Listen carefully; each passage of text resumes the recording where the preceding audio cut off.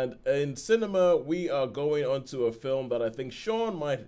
Well, I think Sean was quite looking forward to this film, showing as we're recording this on Zoom, and Sean has shown up with a certain giant atomic lizard as his background on Zoom. So I'm guessing that you enjoyed this, Sean. What was it that you enjoyed?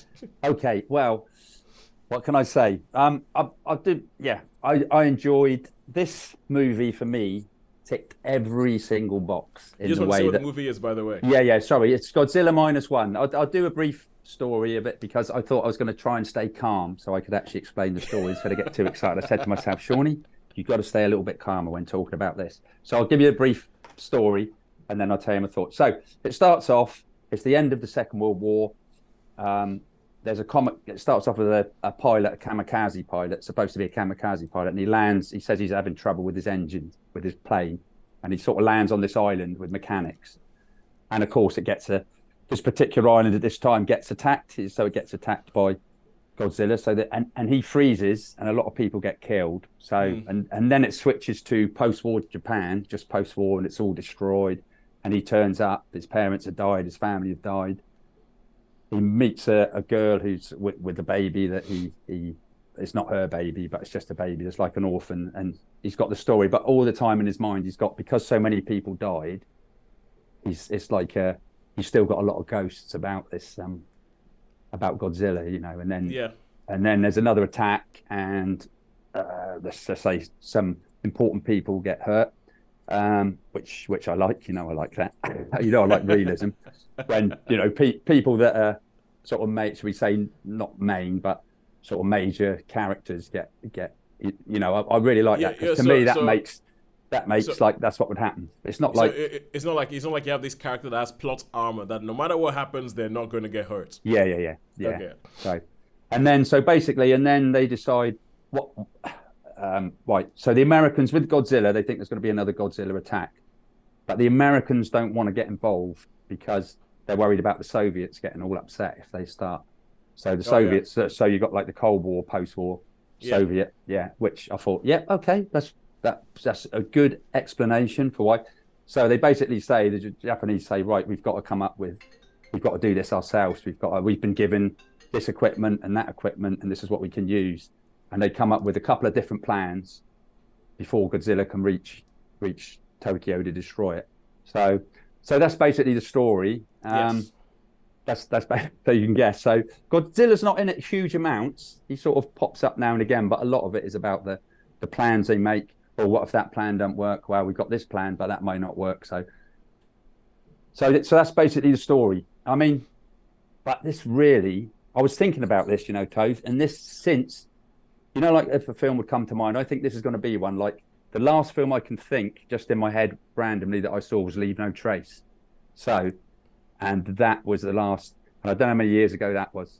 You probably would have more thoughts in that. That was pre-pandemic, so it must have been about 4 years. Right, about 4 years. So this probably has got to be the best film I've seen in the since then.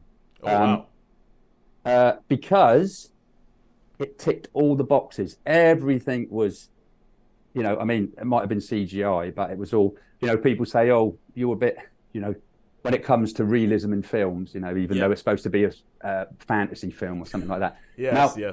I don't mind if it's a fantasy film, as long as the stuff makes sense, and it's not as long silly. as there's an internal logic, and they say this is the way things are supposed to happen in this world, and then they stick to that, you're fine. That's it. I knew you could put it in better words than I could.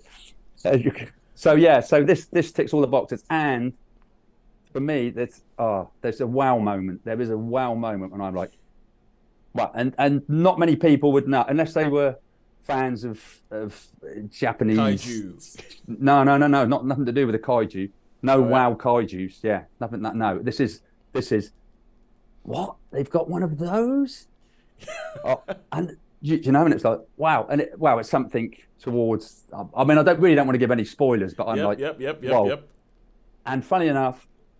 It's just like people wouldn't know. They'd think, "Oh, what is that? That was not a thing." But it was a thing. It was a thing at the end of the war, and it's almost identical to this thing at the end of the war, which only one exists in Sure, parts. I can tell. I can tell you like something when you do not want to give spoilers. Yeah. You want to preserve that feeling that Yeah. other people when they go watch it. Yeah. Yeah. So So, yeah. Sorry, go on, Toast. no, I was just gonna say because obviously this is a Japanese Godzilla movie because at the moment you now have this whole thing where you have Japanese you have Japanese Godzilla movies being made alongside American Godzilla American movies. ones, yeah. So we have Godzilla Minus One, which is coming out now. They have is it Godzilla Kong X, Godzilla, isn't it? With Kong, isn't it? Godzilla X Kong or something like Yeah. that. The Godzilla X Kong, which is coming, which seems to be like a Kong and Godzilla team up movie. But the Japanese Godzilla movies always seem to have more on their minds than the American ones because the American ones seem to be like, oh look, big lizard, and the Japanese ones are like going back to the original Godzilla movie that it was actually supposed to be an allegory for the nuclear attack. Attack, yeah. Yeah, and it seems like the Japanese ones keep that because I know the last one, Shin Godzilla, was Shin like Godzilla. a whole other thing where there was hardly yeah. any Godzilla in the film. But That's it was more about what the presence of this thing does to the people in Japan. Yes, yeah. And I mean, in this, Godzilla is not like a hero, and he's just a beast, that just a destructive beast. There's no real sort of purpose to him. I don't suppose, the causing the chaos that he does. But yeah, and Godzilla's lovely. Godzilla's lovely. I could do with a nice sight. He's just absolutely, and as I say, it goes back to and the music, that comes in right at the right. It's sort of the music theme sort of is running through the film, and then there's a bit where it's just like it's getting towards one of the plans, it just goes bum bum bum bum bum bum bum, and it's like oh, and it's just really really loud, and it's just like, and so yeah, for me this is like, this is. I mean, I know this is. I cannot fault this. Maybe just like towards the end when somewhat was a bit. I thought, well, but then that was plausible as well. I could sort of forgive that. I thought, yeah, well, okay, fair enough. Sure, don't talk yourself out of it. I'm not going to. I shall see this again. I'm going to go and see this in IMAX, and I shall watch it nice. on every, whatever ones there are. So, I mean, as you can guess, this is the best movie I've seen since Leave No Trace. So it's a top 5-star for me. This one, it's like all the way, ticks every single box that I love in a movie. That's pretty cool. Yeah. At the end of the year, you get your best film of the year. Right at the end of the year. That is pretty darn good, man. That's pretty darn good.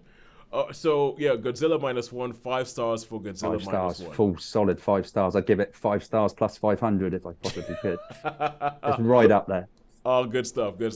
Now it makes me wish that it was showing in the cinema near me and I had the time to see it.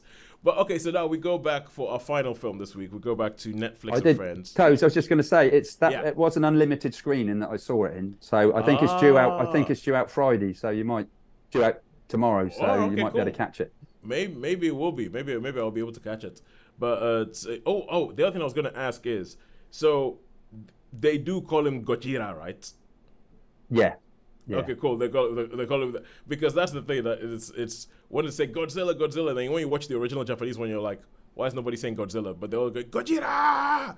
Yeah, that's it. Yeah, they don't quite go that extreme. They just say, they just call it Godzilla appeared here and did this and this and this is. But it's just, I don't know, when they come up with the plans, it's like, yeah, I can see how they could do that. What they're actually plausible. Trying to do, and there is reason behind it. It's not going to be shot down. It's not going to be. So they have to come up with a couple of ideas and try these ideas. So and they're like, well, what happens if it doesn't work? Well, we've got this other idea, but which we could do, and it's just like, wow, yeah. So super movie. I love it. Brilliant. Yeah, and even. I'm just going to say one thing. It was quite funny. I told John hadn't seen it. Happy John, one of our people. Yep. And I text saying it was a good film because I'm in like a little group. And he texted back and said, Simon said it was the best film he'd seen as well. So me and Simon, he's much younger than I am. And normally we disagree on films like Bodies. He loved, I hated. And we normally disagree on all films. But John actually texted back and said, FYE, Simon liked this film as well. Thought it was the best film he'd seen all year. So good stuff. I figure that it must be good. That's it. Godzilla Minus One, uniting the generations. Yeah. So